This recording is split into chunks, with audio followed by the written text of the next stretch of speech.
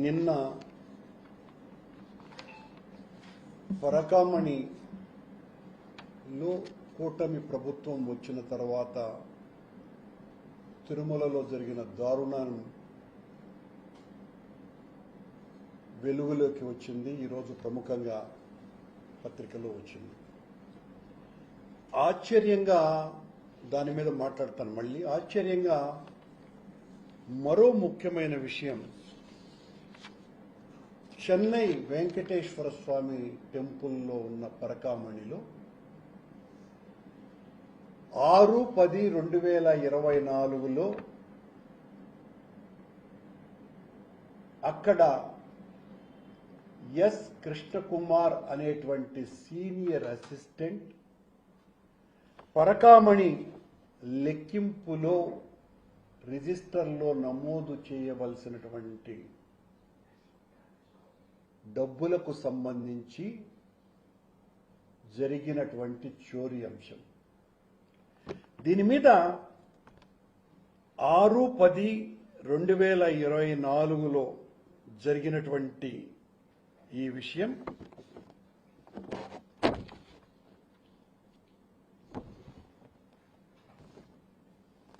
రెండు 12/24లో దాన్ని hand over చేశారు. ఏం జరిగింది అన్నటువంటి విషయం 6/10కి 2/10కి రిజిస్టర్లో నమోదు చేశారు తిరుమలకు వచ్చి ఆ కృష్ణకుమార్. ఇందులో అతను చేసినటువంటి తప్పుకు సంబంధించిన ఎఫ్ఐఆర్ నమోదయ్యింది 14/3/2025 సంఘటన జరిగింది 6/10/24. అతను చేసినటువంటి నేరం ఏంటిరా అంటే దానికి సంబంధించిన విజిలెన్స్ రిపోర్ట్ 950 విదేశీ కరెన్సీ నోట్లని 950 విదేశీ కరెన్సీ నోట్లని తక్కువ డినామినేషన్గా చూపి టీటీడీకి రిజిస్టర్ అందజేశాడు. ఈ ఎఫ్ఐఆర్లో ఎక్కడ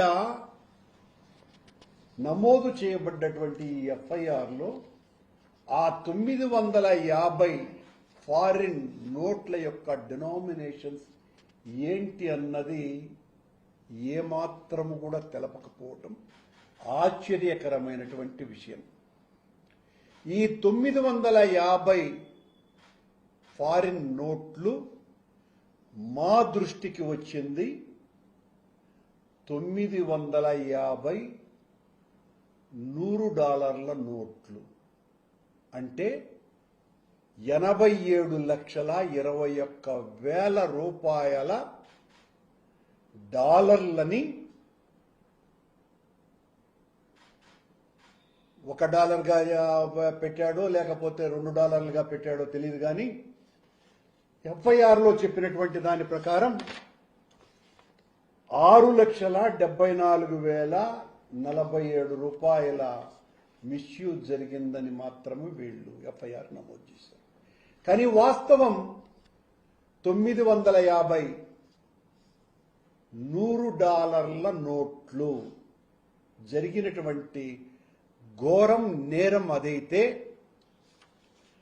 6/10/24 ఈ సంఘటన జరిగితే 17/11/24 సెక్యూరిటీ గార్డ్స్ అయినటువంటి B Singarababu, P Sivaprasadarao security personnels వీళ్ళు దాన్ని కంప్లైంట్ చేస్తే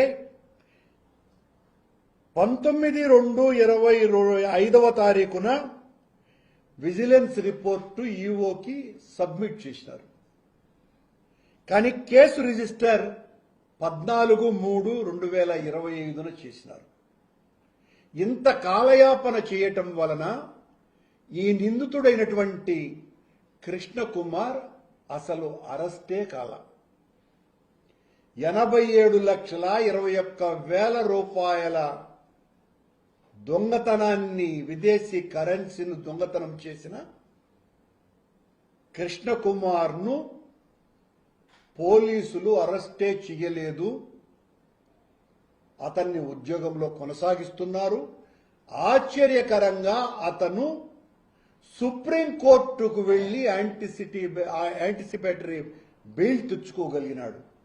ఒక సీనియర్ అసిస్టెంట్ సుప్రీంకోర్టు వరకు వెళ్లటమే ఆశ్చర్యకరమైనటువంటి విషయం. దీని వెనుక పెద్ద మతలబు ఉన్నది.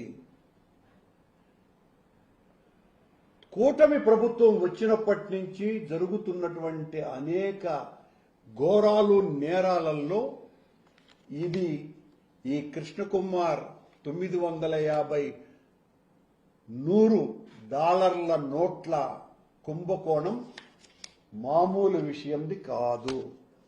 ఇది మీకందరికీ కూడా ఆ విజిలెన్స్ రిపోర్ట్, అందులో అంతా కూడా తప్పులే ఉన్నాయి.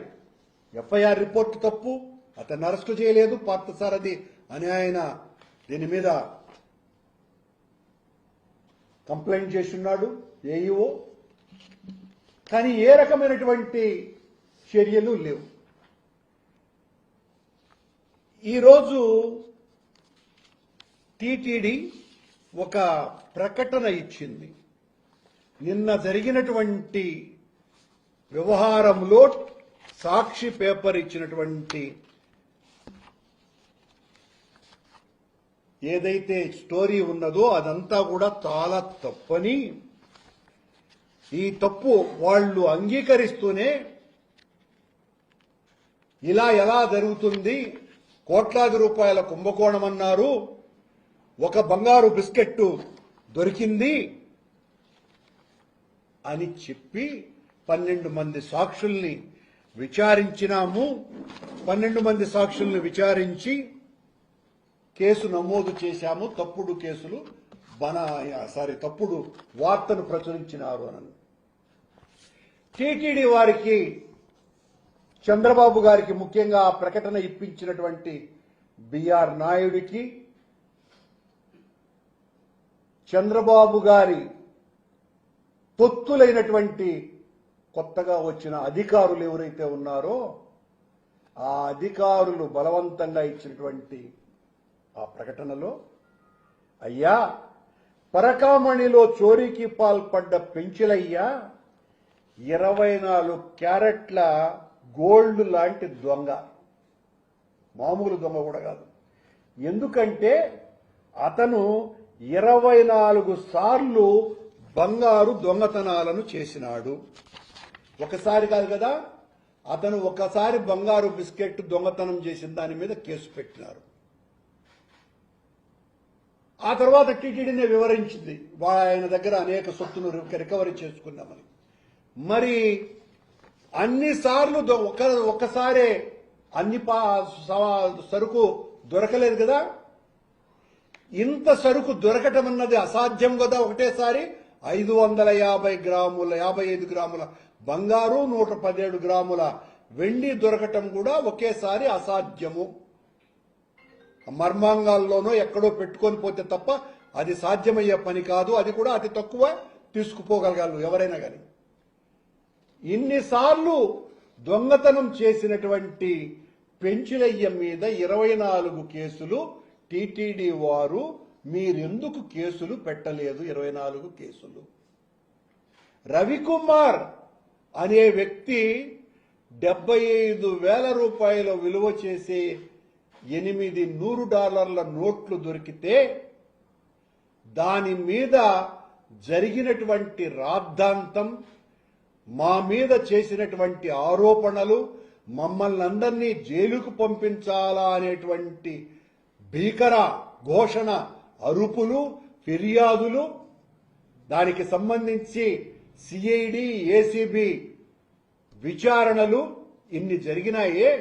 మరి పెంచిలయ్య మీద ఒకే కేసు ఎందుకు పెట్టినారు అన్నదానికి టీటీడీ వివరణ ఇవ్వవలసిన అవసరం ఉంది.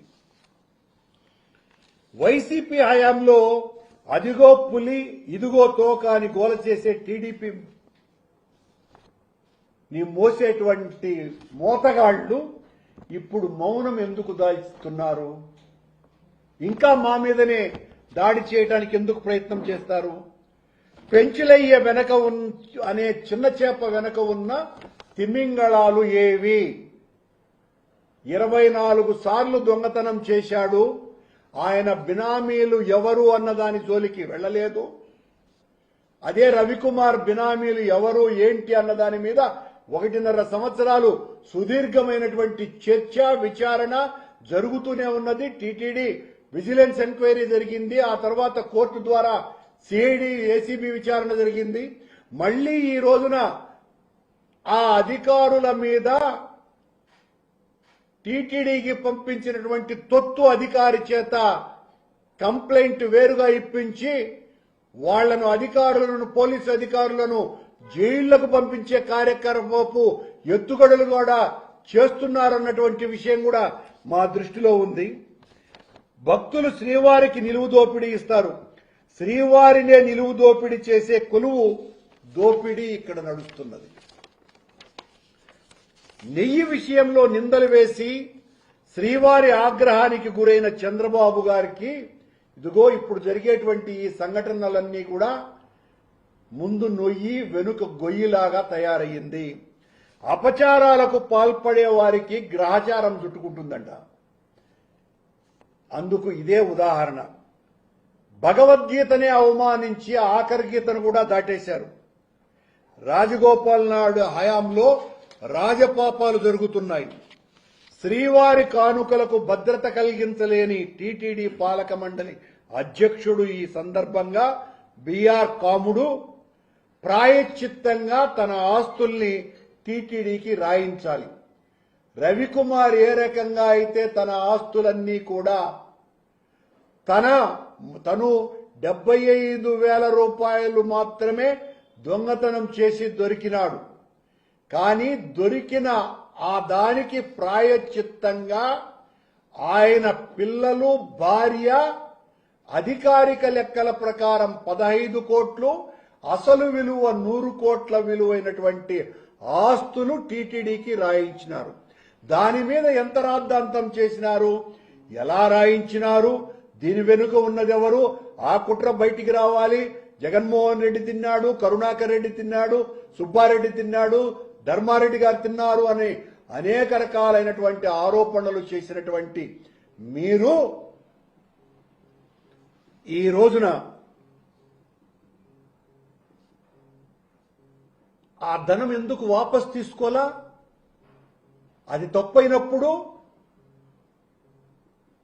రవికుమార్ ఇచ్చినటువంటి ఆస్తులని ఎందుకు వాపస్ ఇవ్వలేదు? ఎందుకు ఇవ్వలేరు అంటే ఇచ్చినటువంటి వాళ్ళు, వాళ్ళ భార్య, పిల్లలు ఒక్కసారి టీటీడీకి రాయించిన తరువాత రాసి ఇచ్చి ఆ తర్వాత వాళ్ళు టీటీడీకి అందజేసినారు. టీటీడీకి సొంతదారు అయిన తర్వాత ఎట్టి పరిస్థితుల్లోనూ దానిని తిరిగి ఇచ్చేటువంటి అధికారపు చట్టం టీటీడీకి లేదు. దాని మీద విపరీతమైనటువంటి రాద్ధాంతమంతా చేశారు. ఈ కాపలా కుక్కలు ఏమైనా ఇప్పుడు జయ విజయుల దగ్గర వాళ్ళిద్దరే కాకుండా కాపలా కుక్కలాగా కాస్తున్నాను అన్నటువంటి వ్యక్తులు ఇప్పుడు ఈ పరకామణిలో దోపిడీ చేసి భాగస్వాములుగా ఉండి తాము దోచుకున్నటువంటి బంగారుకు నగదుకు దేవుడు తీసుకెళ్తాడేమోనని కాపలా కాస్తున్నారా కుక్క అని అడుగుతున్నా నేను. మీ దొంగతనం చేసినటువంటి ఆ సొమ్మును కాపలా కాస్తున్నారా దేవుడు తీసుకోకుండా? భక్తికి రక్తికి తేడా తెలియని వ్యక్తుల వల్లే పరకామణిలో భారీ మొత్తంలో స్వామివారి ఆభరణాలకు చోరీ అయ్యాయి. కానుకల్ని చోరీ చేయటం ఎంత పాపమో ఆ పనికి ఉసికొల్పిన ఈ టీటీడీ పాలక మండలి అసమర్థ పాలన సాగిస్తున్న బిఆర్ నాయుడు అధ్యక్షతన ఉన్నటువంటి వాళ్ళందరూ కూడా బాధ్యులే.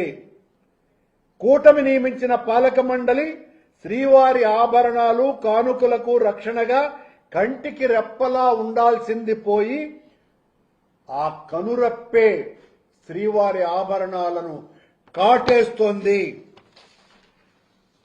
నిందితుడి నుంచి పెంచిలయ్య నుంచి 1 కోటి ఆభరణాలు రికవరీ చేశారంటే ఇక అసలు పట్టుబడని ఆస్తులు ఇంకెన్ని ఉన్నాయి? ఆ పెంచిలయ్య కార్పొరేట్ సంస్థల దగ్గర మార్పిడి చేసినాడు, తాకట్టు పెట్టినాడు, సొమ్ము అమ్మినాడు, ఇన్ని రకాలైనటువంటి చర్యలు చేసినాడు సుమా కేవలం 6 నెలల సమయంలోనే. ఈ బరితెగింపుకు ధైర్యం ఎక్కడి నుంచి వచ్చింది? అప్పటికే రవికుమార్ అనేటువంటి పరకామణి చోరీకి సంబంధించినటువంటి సంఘటన జరిగింది అని తెలిసి కూడా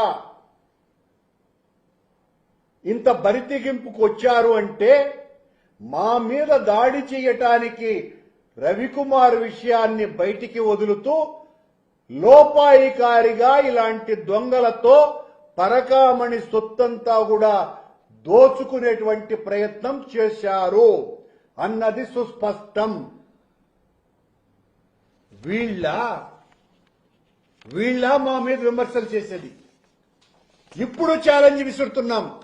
రవికుమార్ పరకామణి కేసులో చిన్న తప్పు జరిగున్నా అడ్మినిస్ట్రేటివ్ ల్యాప్సెస్ తప్ప చిన్న తప్పు జరిగి ఉన్నా దేనికైనా సిద్ధం. పాలక మండలి సభ్యునిగా ఆ రోజుల్లో అధ్యక్షుడిగా సుబ్బారెడ్డి గారి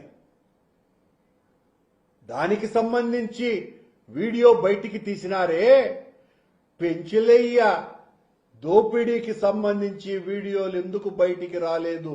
కాపలా కుక్కగారు, అది బయటికి రావాలి కదా. 3 ఏళ్ల క్రితందే బయటికి వస్తే సంవత్సరం క్రితం నాటిది బయటికి రావాల్సిన అవసరం ఉన్నది కదా. దాచేశారు. ఎందుకు దాచేశారు?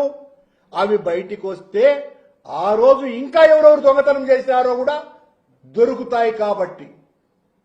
ఈ పెంచిలయ్య కాదు, ఇంకా ఎవరెవరు దొంగతనాలు చేశారో అవి కూడా బయటికి వస్తాయి కాబట్టి ఆ వీడియో ఫుటేజ్లు బయటికి తీసుకురావటం లేదు. అసలు కానుకలకు భద్రత కల్పించాల్సినటువంటి ప్రభుత్వం, బిఆర్ నాయుడు నేతృత్వంలోని పాలక మండలి ఇకపై ఎవరూ స్వామివారికి కానుకలే ఇవ్వద్దు, చోరీ ఘటన ద్వారా కోట్లాది మంది భక్తులకు సందేశం ఇస్తున్నట్టు లేదా? ఇది ఎంత దారుణమండి! ఇది ఎంత ఘోరం, అపచారం, అమానుషం, దైవద్రోహం, భక్తద్రోహం, భాగవతావమానం, కలియుగ కల్మషం, 7 కొండలంత వేదన, ఎదనంతా నిండిపోయేటువంటి విషయం భక్తులకందరికీ కూడా. వరుస సంఘటనలు, పరకామణిలో కోట్ల రూపాయల దొంగతనం, స్వామివారి నెయ్యి నేలపాలు కావటం, భగవద్గీతను దూషించటం, దర్శనం కోసమని వచ్చి భక్తులు మరణించటం, గోమాతలు అకాల మరణం పొందటం, నారాయణ విగ్రహం మలమూత్రాల మధ్యన విసిరి పారవేయటం, ఇవన్నీ దేనికి సంకేతాలు? మీ పాలనా వైఫల్యాలకు ఇంతకంటే ఉదాహరణలు మరొకటున్నాయా? కొండ మీద విచ్చలవిడిగా మద్యం దొరుకుతుంది, రౌడీలు కొట్లాడుకుంటారు, దళారులు మామూలుగా లేరు. మా హయాంలో మేము దాదాపు 600 మందిని కరోనాకు ముందే, కరోనా రావటానికి ముందే 600 మంది మీద ముద్దాయిలని అరెస్టు చేశాం, తప్పుడు పనులు చేసే వాళ్ల మీద. ఇవన్నీ రికార్డే. దాదాపు 1500 మందికి పైగా బైండ్ ఓవర్ కేసుల్ని పెట్టడం జరిగింది. ఈ ప్రభుత్వం ఈ 2 సంవత్సరాలలో ఒక్కరిని కూడా బైండ్ ఓవర్ చేసుకోవాల, ఒక్క కేసు కూడా నమోదు చేయాల. కొండ మీద 300 రూపాయల టికెట్టు 3000 నుంచి 4000 రూపాయలకు రోజుకు 3000 టికెట్లు అమ్ముతున్నారు. బరి తెగించిపోయినారు కొండ మీద. బిఆర్ నాయుడు నేతృత్వంలో ఉన్నటువంటి పాలక మండలి సభ్యులు ముఖ్యమైనటువంటి వాళ్ళు దీంట్లో భాగస్వాములుగా ఈ తతంగమంతా నడుస్తున్నది. మేము అధికారంలోకి వచ్చిన తర్వాత మేము ఆదాయాన్ని పెంచుకోవాలి కదా అని అంటే కొండ మీద టికెట్లు అమ్ముకోండి అని ప్రభుత్వమే వాళ్లకు దారాదత్తం చేసినట్టుగా 4,300 రూపాయల టికెట్లని ఈ రకంగా అమ్ముతున్నారు. కూటమి ప్రభుత్వం వచ్చిన దగ్గర నుంచి అపచార పరంపర నిరంతరం అశేషంగా సాగుతూనే ఉంది. శ్రీవారి కొలువు దొంగలకు కాముకులకు నిలయంగా మార్చివేశారు. అధ్యక్షుడే అంగనాలతో ఓలలాడుతూ ఉంటే కిందివారు చోరీలు దొంగతనాలు చేయకుండా ఎలా ఉంటారు? పీఠాధిపతులు మఠాధిపతులు ఆలయ రక్షణ జీఎంగార్లు భక్తులు ఇప్పుడు తప్పనిసరిగా ప్రశ్నించేటువంటి సమయం ఆసన్నమైంది.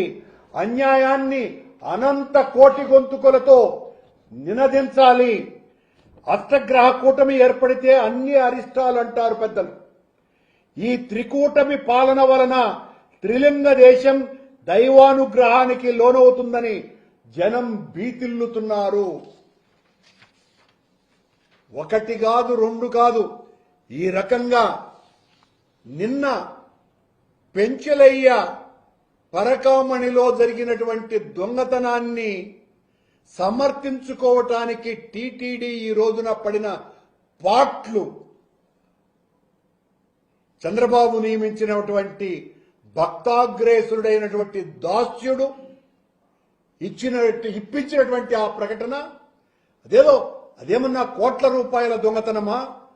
5 రూపాయల దొంగతనం చేసిన టీటీడీలో ఉద్యోగస్తుణ్ణి ఉద్యోగం నుంచి సస్పెండ్ చేస్తారు, జైలుకు పంపుతారు అవినీతి పరుణ్ణి. దాని మీద మీ వివరణ సిగ్గుచేటు. ఏం చెప్తారు? ఈ కృష్ణకుమార్ కేసుకు సంబంధించి 950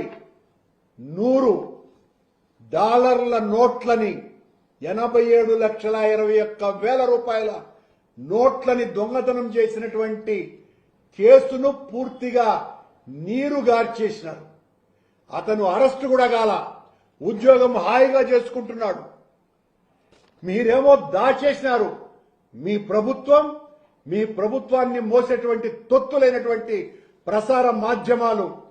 దీనికి సంబంధించి విజిలెన్స్ రిపోర్ట్ వచ్చినా కూడా ఏ మాత్రం అతి గతి లేదు. హాయిగా ధైర్యంగా దొంగ కులాసాగా తిరుగుతున్నాడు. రవికుమార్కు సంబంధించి మాత్రం మా హయాంలో జరిగిందని మీ ఇష్టం వచ్చినట్టుగా దాని మీద 1.5 సంవత్సరంన్నరకు పైగా మా మీద కథనాలు వడ్డిస్తూనే ఉన్నారు. ఆయా రవికుమార్ చేసిన తప్పుకు ప్రాయశ్చిత్తంగా 100 కోట్ల రూపాయల విలువ చేసేటువంటి ఆస్తుల్ని తన కుటుంబ సభ్యుల చేత రాయించినాడు. ఈ పెంచలయ్య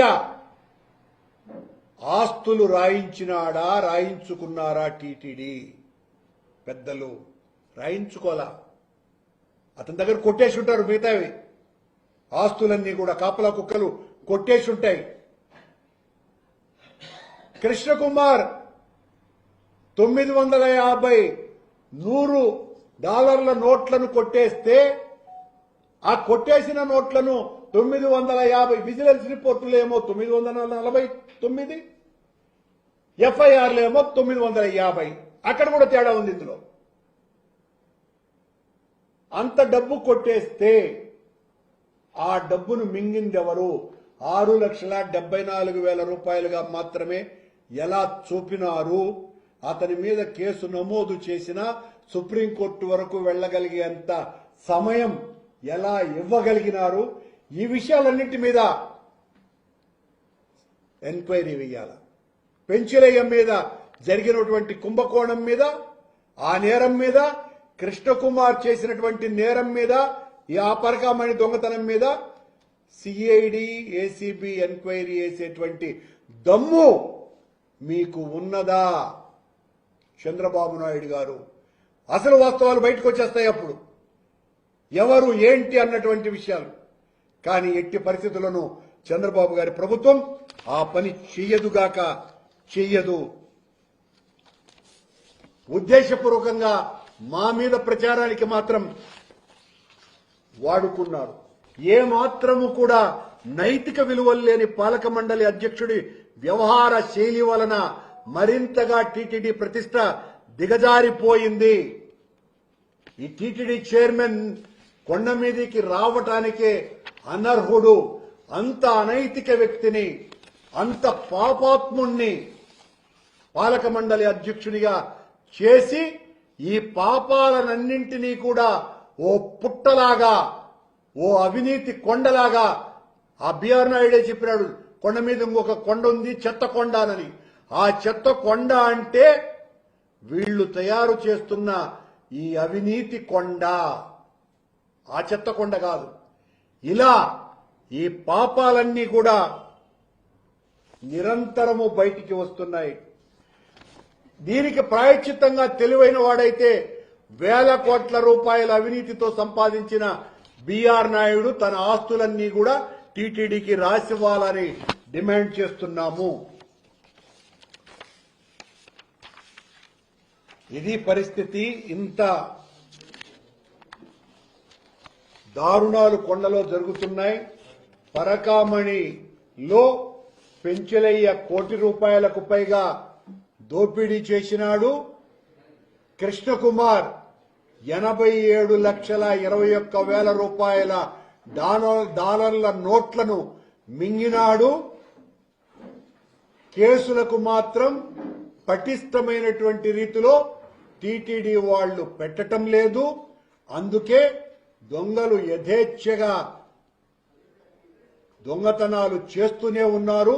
మీకు ధైర్యం ఉంటే ఈ చంద్రబాబు నాయుడు గారు మేము వచ్చిన తరువాత పరకామణిని ఆధునీకరించినామని చెప్తున్నావే, ఆధునీకరించినటువంటిది భక్తులందరూ చూసేటట్టుగా ఆ సీసీ ఫుటేజీలన్నింటినీ కూడా బయట చూపించే విధంగా ఆ పరకామణి ఓట్ల లెక్కింపు జరగాల. ఈ సంవత్సర కాలంగా జరిగినటువంటి సీసీ ఫుటేజీల రిపోర్టులన్నీ బయటికి రావాలా.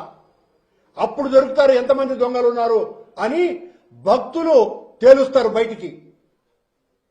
మీరు ఏదో తూతూ మంత్రంగా ఒక పెంచిలయ్య, ఒక కృష్ణకుమార్ మాత్రమే దొరికారు. అది కూడా అంతా కూడా తప్పుల తడకే.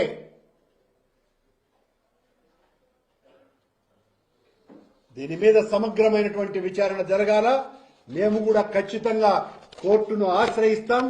నిందితుల పట్ల కఠినమైనటువంటి చర్యలు తీసుకోవాలని డిమాండ్ చేస్తున్నాం. పాలక మండలి నైతికంగా బాధ్యత వహించాలా. ముఖ్యమంత్రి చంద్రబాబు నాయుడు గారి హయాంలో ఇన్ని రకాలైనటువంటి దుర్మార్గాలు జరుగుతున్నటువంటి దుర్మార్గాలను సమర్థించుకుంటూ మా మీద బురద చల్లటానికే కాలం వ్యర్థం చేయకుండా టీటీడీ చేత ఇలాంటి పనికిమాలిన ప్రకటనలు ఇప్పించటం కాదు, నిజమైనటువంటి స్వామి సేవ చెయ్యమని డిమాండ్ చేస్తున్నాం.